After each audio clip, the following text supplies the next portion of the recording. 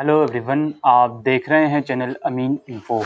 ये वीडियो बहुत ही इंपॉर्टेंट है बीए प्रोग्राम और बीकॉम प्रोग्राम वाले बच्चों के लिए और सेकंड और फोर्थ सेमेस्टर वाले बच्चों के लिए जो इस चीज़ को लेके काफ़ी कंफ्यूज हैं कि उनको एमआईएल के अंदर कौन सा सब्जेक्ट चूज़ करना है।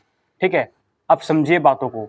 यहाँ पर मैं एक चीज़ पहले आपको समझा दूँ कि सेकेंड सेमेस्टर के ऐसे बच्चे बीए प्रोग्राम और बीकॉम प्रोग्राम के जिसने अपनी एमआईएल में फर्स्ट सेमेस्टर में इंग्लिश पढ़ी हो, लैंग्वेज थ्रू लिटरेचर फ्लुएंसी या फिर प्रोफिशिएंसी, तो उन बच्चों को अब सेकंड सेमेस्टर में एमआईएल में लैंग्वेज सब्जेक्ट चूज करना है।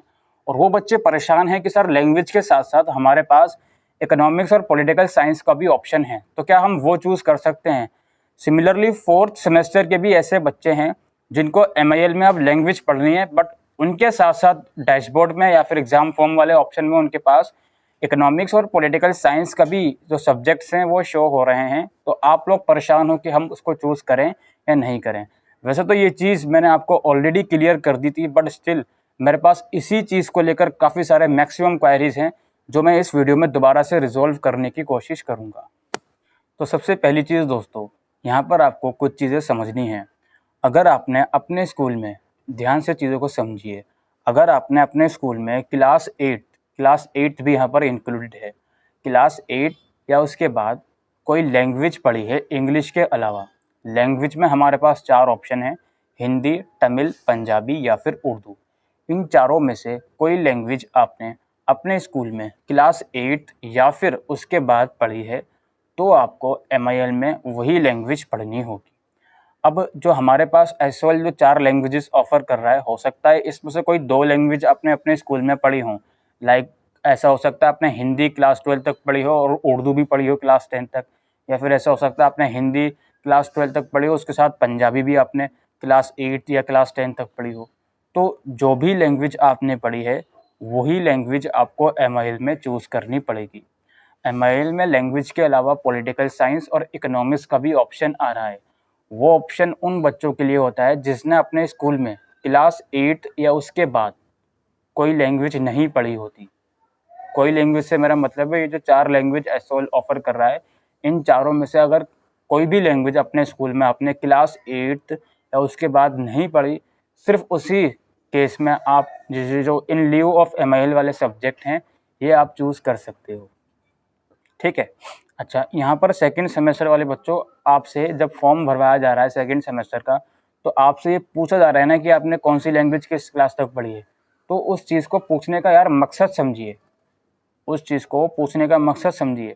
उनका मकसद सिर्फ यही है कि आप जो वो ऑप्शन चूज़ करके आगे प्रोसीड करोगे, तो जो ऑप्शन आपने चूज़ करे हैं, लाइक अगर आपने ये चूज़ किया है कि हिंदी मैंने क्लास 12 तक पढ़ी है, तो आपको हिंदी ए का ऑप्शन दिया जाएगा। ठीक है।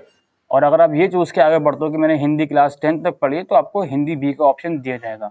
मैं मानता हूँ वहाँ पर पॉलिटिकल साइंस और इकोनॉमिक्स का भी ऑप्शन साथ साथ आ रहा है, लेकिन आप अपने बेहतरी के लिए यही काम करें कि जो भी लैंग्वेज आपने अपने स्कूल में पढ़ी है और क्लास 10th या क्लास 8th या क्लास 12 जिसकी भी अकॉर्डिंग पढ़ी है, उसके अकॉर्डिंग ABC चूज़ कर लीजिए। अगर क्लास 12 तक हिंदी पढ़ी है तो हिंदी ए चूज़ करिए सेकेंड सेमेस्टर में।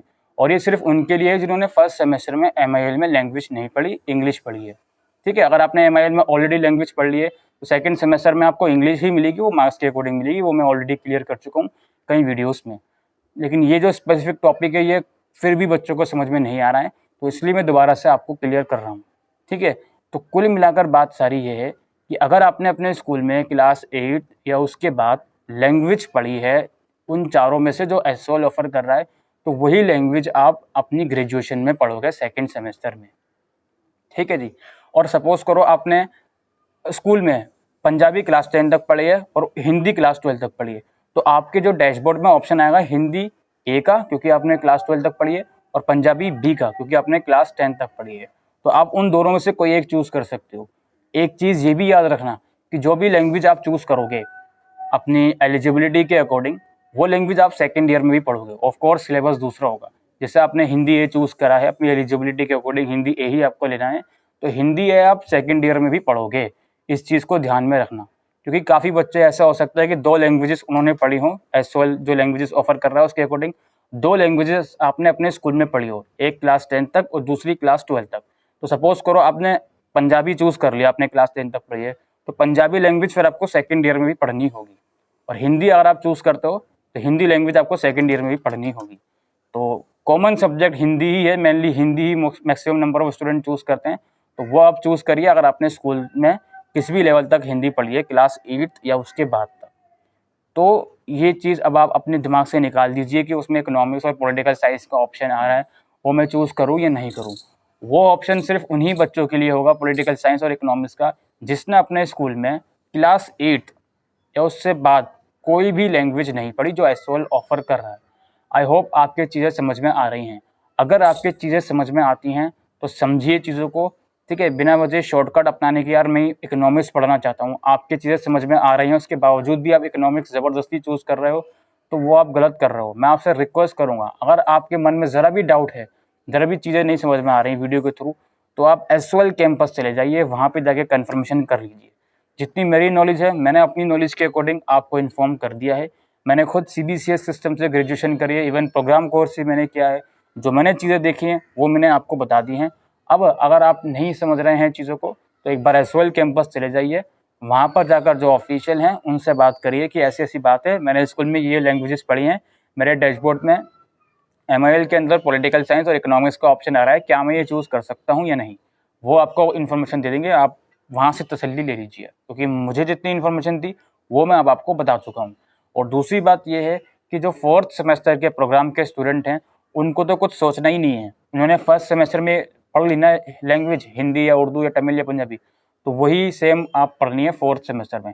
अच्छा, सेम का मतलब काफ़ी बच्चे ये समझ बैठते हैं कि जो लैंग्वेज हम, जो सिलेबस हम पढ़ चुके हैं वही दोबारा पढ़ेंगे।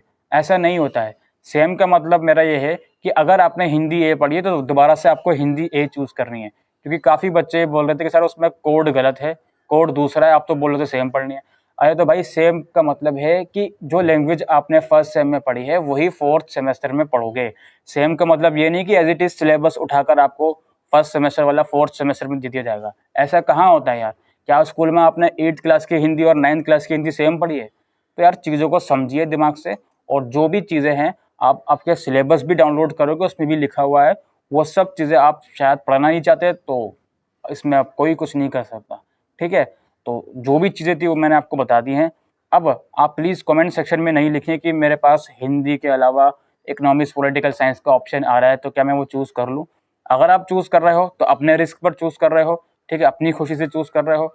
एडमिट कार्ड आएंगे उसके बाद आप ये मत बोलिएगा सर मेरा सब्जेक्ट चेंज होगा, ठीक है। तो इसलिए बेटर है कि जो भी चीज़ें हैं आप समझिए चीज़ों को ध्यान से। अगर नहीं समझ में आ रही तो एसओएल कैंपस चले जाइए, उनसे तसल्ली से पूछ लीजिए, वो आपको बता देंगे। इसके बाद अपने सब्जेक्ट चूज़ कर लीजिएगा।